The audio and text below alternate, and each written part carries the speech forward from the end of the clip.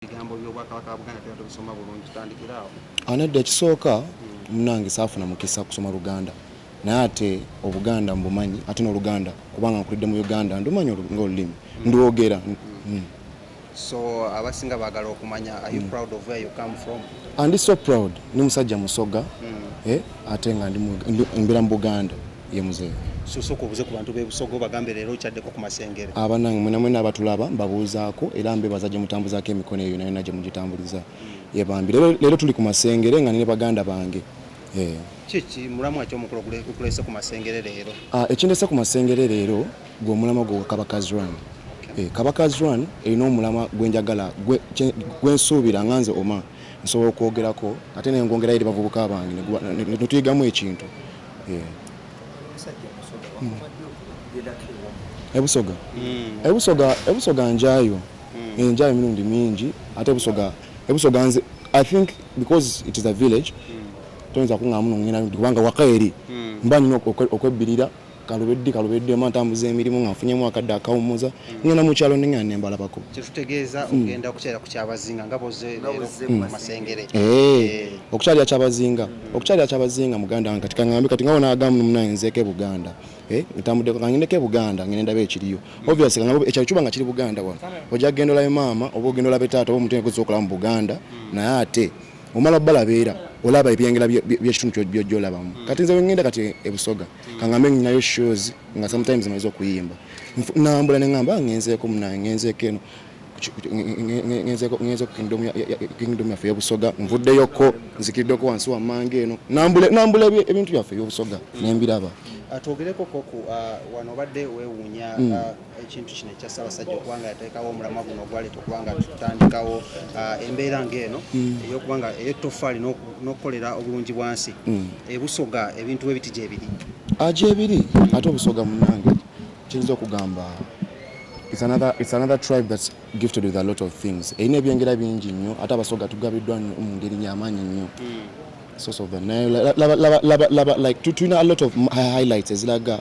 amakulu eri ensi yafe Uganda ate nga ziri za Busoga. But what shows that you have no difference with Uganda olaba nga omanzi wano kati ngawo ndabika wano ku Masengere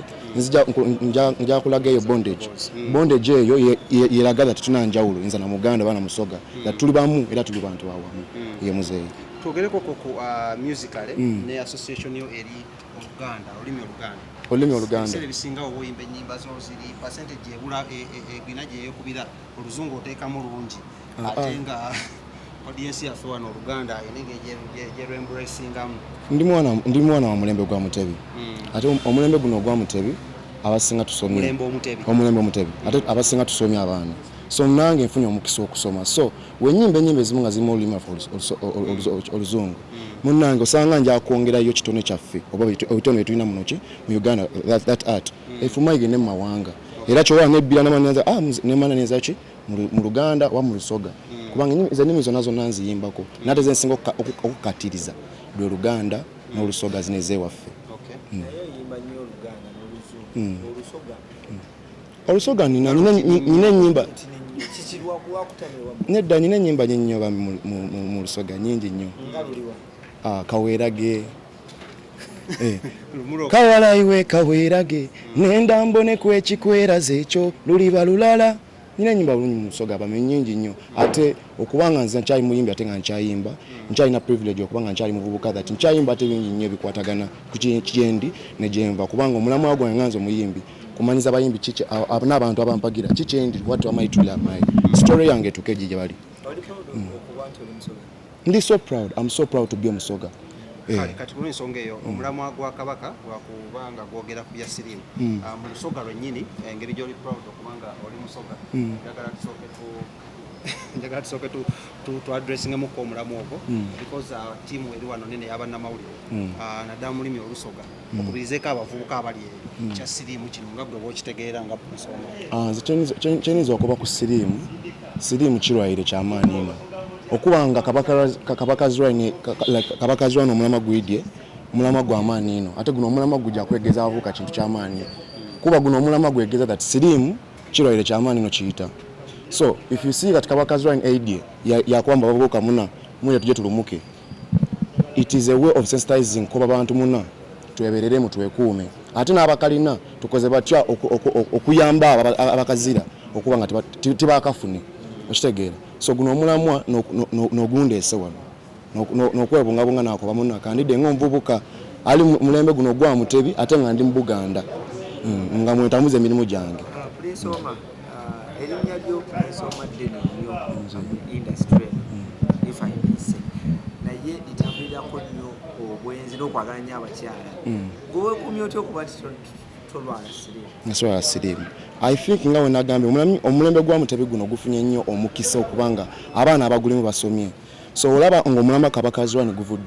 guvuddeyo kubanga n'abagutaddewo bali mulembe guno ogwa Mutebi that omukisa okubanga tusomyeko tuli sensitized, you are acknowledged about it. So if abantu abamu ngafuna ngamika tinganzo muyimbi mbanja nanga abawagizi bange bakimanyi munango manyi olaba Omar azze ku mulamu wanga guno kitegeeza omulamu ogwo gulimu ekyo guyigamu oba guyina amakulu weguti yes so ekintu ky'okusoma tukyabaza nnyo omulembe guno gwa Mutebi ogambe nti oli proud okuba Omusoga naye omuntu bw'awulira erinnya oba ekintu Omusoga alowooza ku kintu kye bayita emyaka 45 kwebategeerera wenga gwe tekikunyigaamu no comment tuddeyo ku mulamwa guno ogwa Prince wano olunaku olwaleero bayimbi bangi twalaye nga bakola ekintu kino before you doing it nga Prince Omar kino wayagadde kukola kugenda na mugendo peer pressure ng'omuyimbi oba it's been in your calling okuwawulira omulamwa guno kuva we nayingira music ono binali mpulira boogera ku bayimbi that abayimbi bafa siriimu ekyo fena tukimanyi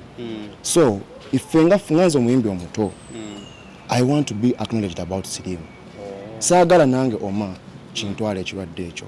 ate nange saagala muntu ampagira kimutwaliremu oba abenga takimanyiiko so kyowa nange neereeta neŋŋamba kanneerete nkyogereko oba guno omulamu nange ngubeeremu osanga ayagala Omar naye anaategeera omulamu ogukirimu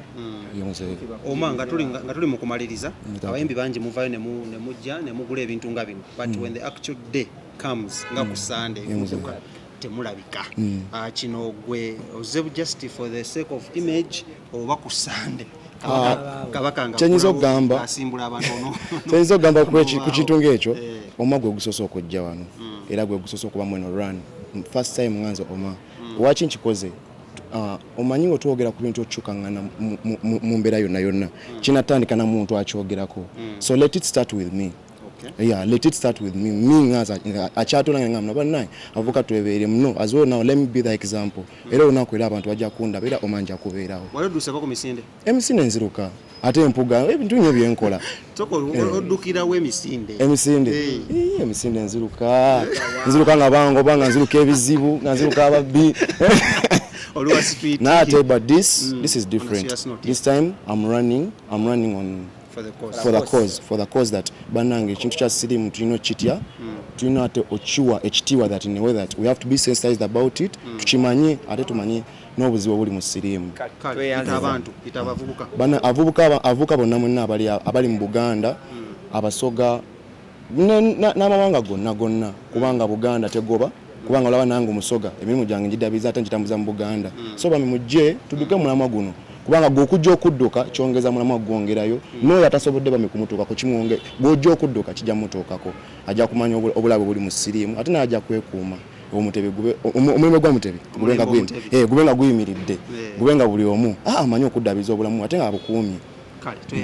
wali muntu wankizo mu lutalwalo luno asinga muyimbi kubanga abayimbi bano ng'omulangira ono bayina following nene nnyo oba ogeze ku Twitter, Instagram na buli wantu wonna ku social media n'olwekyo tuyina essuubi nti bwe bavaayo bwe bati nabo ne beegatta ku Ssaabasajja Kabaka okugula emijoozi gino n'okugwera mulamwa mu kulwanyisa Mukenenya olutaba luno luba lugguse twagala okukunga abayimbi bonna abalala okukola nga Musaayi Mutono kyakoze